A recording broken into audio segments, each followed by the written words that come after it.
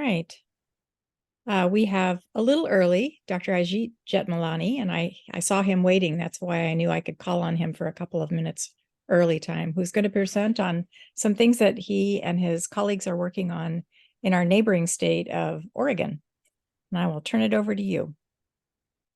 Thank you, Ton. I imagine you can see my screen and hear me okay? Great. Well, thanks for inviting me to join you all in this conversation. It's strange to feel somehow better to commiserate, even though the stories are full of misery. But to learn from other people's strategies, this is great. Thank you for putting this on. I'm Director of Child Psychiatry and Professor of Psychiatry at OHSU Child Psychiatry. And I also consult with Oregon Health Authority and Child Welfare in Oregon. And this is really a narrow scope around a very complex problem. And so I thought I would focus on how are we going to address this crisis from a more systemic statewide perspective. There's two initiatives we presented to the Oregon legislature last year, one of which made it through, and the other was, I think, impacted by our some of our legislators walking out for many weeks at the end. But I'm going to go through this and see if it's helpful for folks to think about. So Dr. Robin Henderson at Providence Health System and I were trying to brainstorm how to address the fact that, just like everybody else, we see many children come into our emergency room who might have been served before they got there if we had a better system. And by the time they're there, there are not enough services available to them, so they end up boarding. And this is a reflection, though, that two health systems that were competitors are collaborating. One of the best things about the pandemic is that just there's been universal sense of collaboration during and after the pandemic, or in this peri-pandemic period. So what we did was we came up with a proposal around how could we coordinate services across Oregon's 62 hospitals. And we brought this proposal to a table set by NAMI. The idea being that Oregon has fully invested in system of care philosophy and also wraparound. And we have a robust engagement and emphasis on bringing youth and family voice into all that we do, and also an emphasis on equity. So we pulled this table NAMI pulled the table together. We ran by this idea. People helped us adapt it, change it in important ways, and then came up with a proposal that we brought to the legislature. So I'm going to go through that. I just want to say that anytime I present to legislators or others, I like to emphasize the fact that we really have historically focused on a triple aim, which is enhancing patient experience, improve population health, and addressing cost. But we have left out the care team. This particular image says care team satisfaction. I would say safety and well-being of the care team members, and we heard that this morning, how distressed people are in this work. So if we don't focus on the care team and their experience, we can't help people who are in distress. Dysregulated caregivers can't help dysregulated people. So the other piece is very top of mind is health equity, and how do we make sure that we have access to it for all. And then, of course, focusing on a trauma-informed approach as a system of care focused state is really key to all that we do and plan for. I know there were conversations earlier about 988. We fully adopted and have deeply engaged with the 988 process as described by SAMHSA. I would say that this project that I'm going to describe today is a result of a tendency to focus more on adults and less on kids, which is kind of always the case, it seems, but in this case in particular. So we have a very well-established call center. Two organizations actually run our 988 call center. And they found about 95%, to Chip's question earlier, about 95% of the calls can be resolved during that phone call. And youth use this line all the time. We have a text line, text and chat line, which is served by youth themselves who respond, trained youth and supervised youth. And that's been very effective. But SAMHSA recommends, and we all recognize, that we need to have people that come to a family or child wherever they are in the community to stop using ERs and deliver care in the community. So mobile crisis and stabilization services is a very big emphasis of funding and strategic direction in Oregon to build that to be much more robust than it is now. And then what about crisis stabilization centers? For across the United States, there's a lot of focus for adult stabilization centers, but really not a consistent sense of idea of what we do for kids. So mobile crisis, really, we were talking about schools just now. They should be able to show up wherever the child is at, whether it's a pediatric office or at the school, at home. It should not be restricted to emergency rooms. Oregon had a very successful program called CATS, as it sounds. You can read about it on our website at OHSU Child Psychiatry. But it was a program that was insurance blind, where a team would meet a child and family in the ER and then help them safely return home with follow-up afterwards. MRS, and that unfortunately was only available in the ER. So mobile response is really indicated to occur in the community and change this practice of referring to the ER. But what about stabilization centers? So what we came up with was this notion that we already have a very routinized and clear set of practices around how to address trauma. The trauma system in Oregon, we have, as all states do, we have 4 levels of hospital capacity to deal with trauma, level 1 through 4, and then some that have no capacity. We have 62 hospitals in Oregon, and we have 2 level 1 trauma centers and then 5 level 2 trauma centers in Oregon. And they are dispersed around a state that's certainly, like many, a combination of rural and urban environments. What we wanted to do was propose that we would align, utilizing those routinized relationships, a strategy where we could emphasize behavioral health management just as we would with a trauma system. And so these organizational patterns of relationship are established. Could we create a coordination network? And what would we need? We, first of all, would need to have each region in our state, through our system of care methodology, examine the services and gaps in each region, utilizing a relationship with the hospitals. Right now, my experience is that hospitals are seen as a black box. People are sent to them. Outsiders don't know what happens there. They fall off the map. Even sometimes when people have RAP teams, we almost always at the hospital have to reconstruct the team that's around a child every time they come in. What we want to do is break that barrier down and have the hospital part of the continuum in a robust way. And each region would need to look at, well, how do the policies and procedures fit with the regional services that are accessible in that setting as a precursor to this plan. We have a recommendation to create regional psychiatric centers that would have the following components. It would have a CPEP unit, and many of you know what that stands for, but it's really a child psychiatric emergency program. We would include in that program a stabilization unit. That's not an admission, it's an observation unit of up to 72 hours. And that observation unit would be adjacent to an emergency room, in a level 1 hospital or level 2 hospital.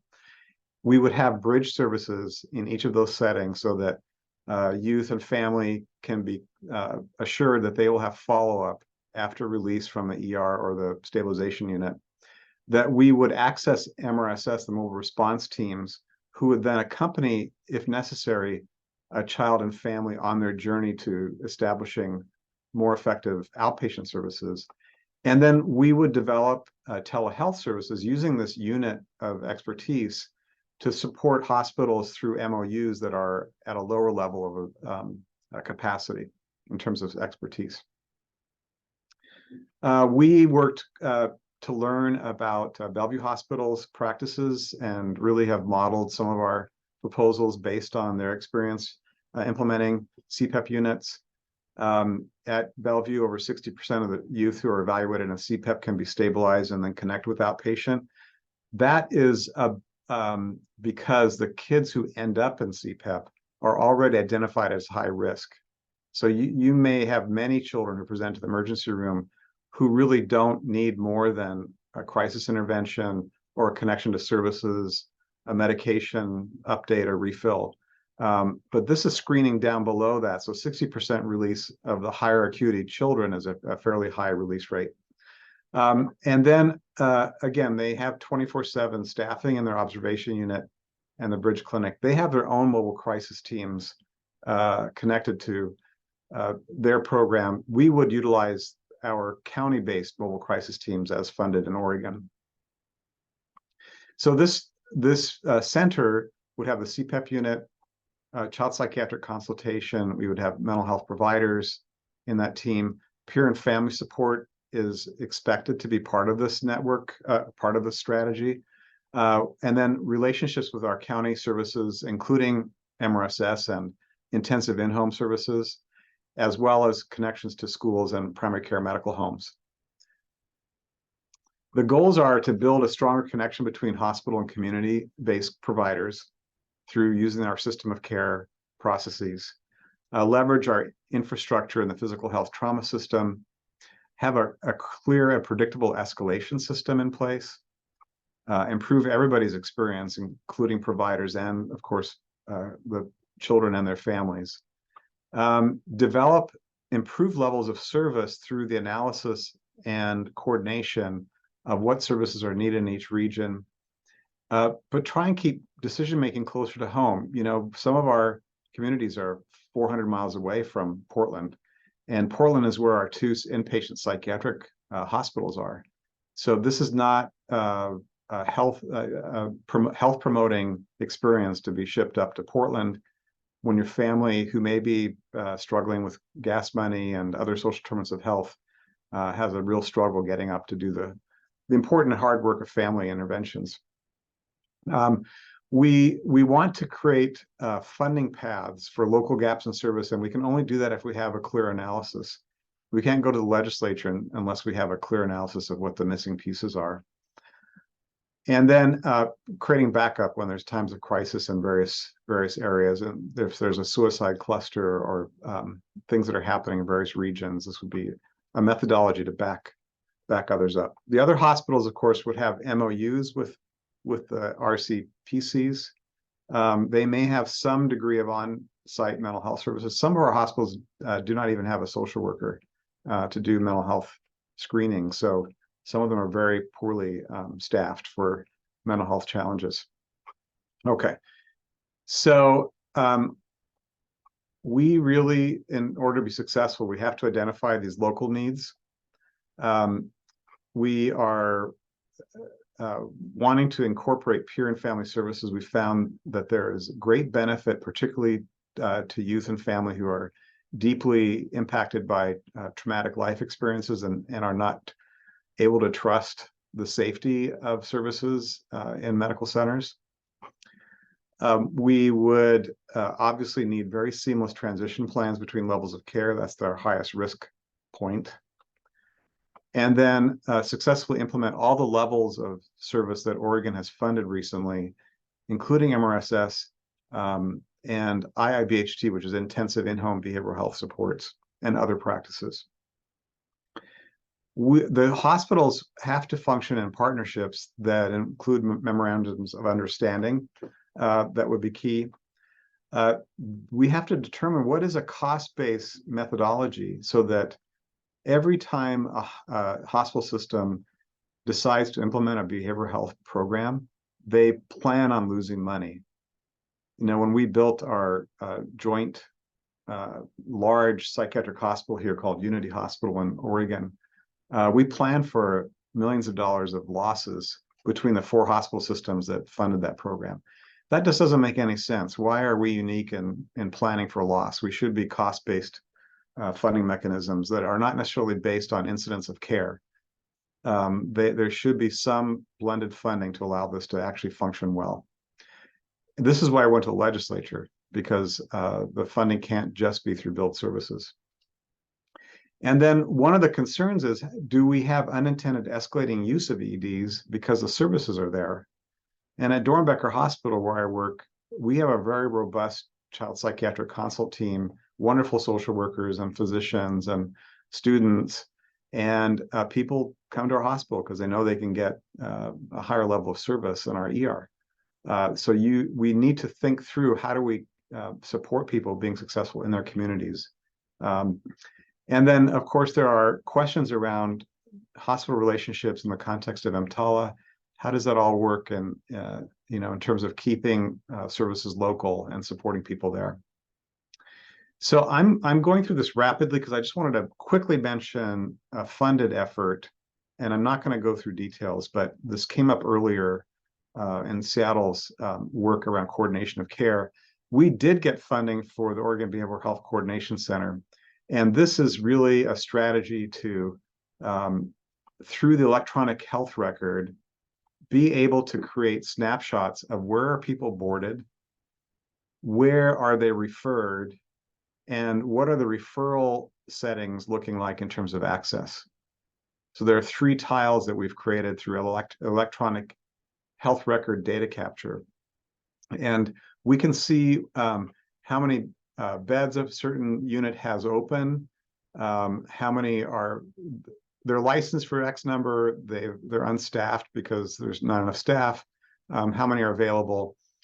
We can look at where people are sitting and then drill down, if you have a referral made to your system, diagnostic details and other aspects of the patient's needs.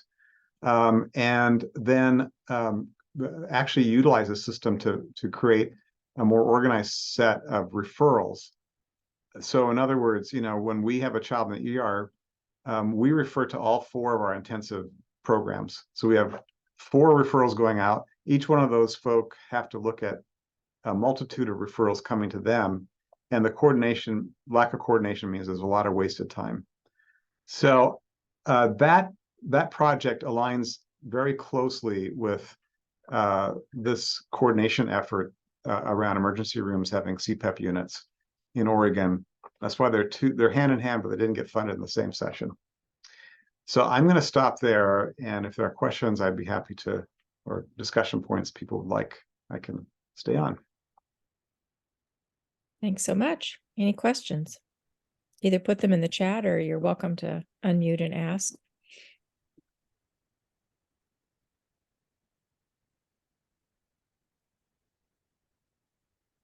I would just say on the tracking, it's something we're already doing in RAPM with 27 EDs in LA County, and then a few of the freestanding children's hospitals throughout California. So we're tracking, there's kind of 2 parallel projects. One is looking at just boarding using 3 time definitions that's geocoded in real time twice a week.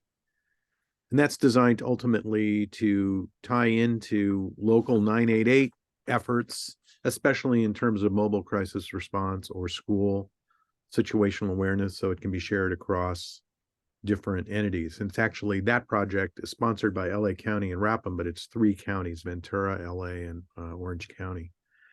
And then just for children's hospitals inside the RAPM network across California, only at present, however, it's open to any facility across RAPM.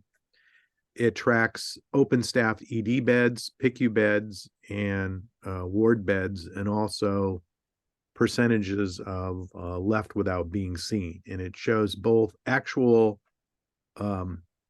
numbers of beds within defined time periods, also geocoded, and then it also shows average trending.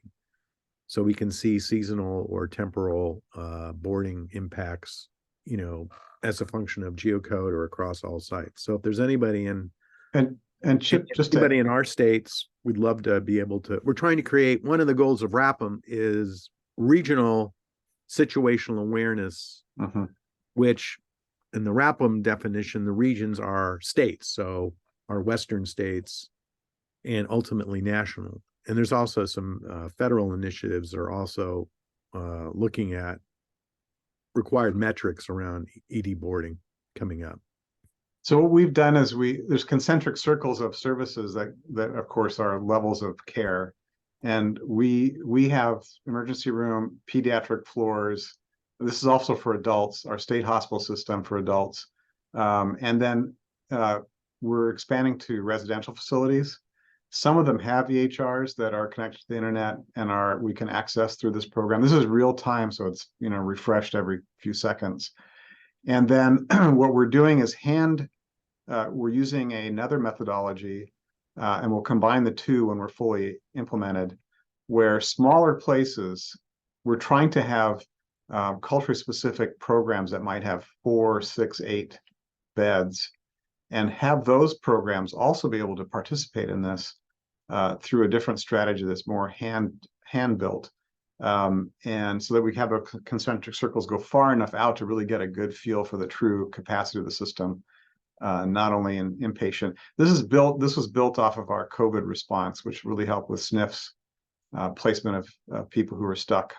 And it sort of created more than 24 extra beds functionally in SNF units during the pandemic. That there wasn't an increase in beds, but the utilization increased by I think 14 beds, which is a big deal. One last question, I think we run out of time, from the chat is, does the bed availability data you shared pull from your hospital health system only, or does it pull from other facilities as well? We have an agreement, and we have most of the hospital systems in Oregon are some of them are tier 1, so they've already signed up, and then we have tier 2 through 3, and we expect to have everybody participating. Everybody's announced that they are interested in sharing their data. Of course, it's HIPAA compliant, and that's a critical piece to people having adoption of this practice. Right. Let's see, there's one other one here in our last 2 minutes. I see a pattern of youth with co-occurring mental and behavioral health needs and developmental disabilities who do not meet medical necessity for inpatient care, but whose needs are too acute for community to provide, and where IOP is not appropriate. Is there any service model to address the need for step down or mid-range services from the ER for these youth? That's a really good question.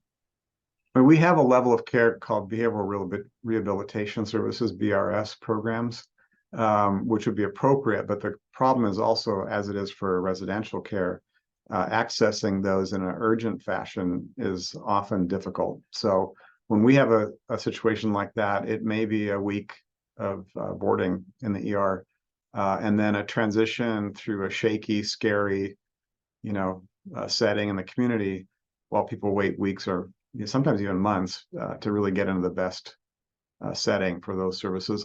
We are really emphasizing trying to keep kids at home and pouring services in, but that doesn't always work, of course.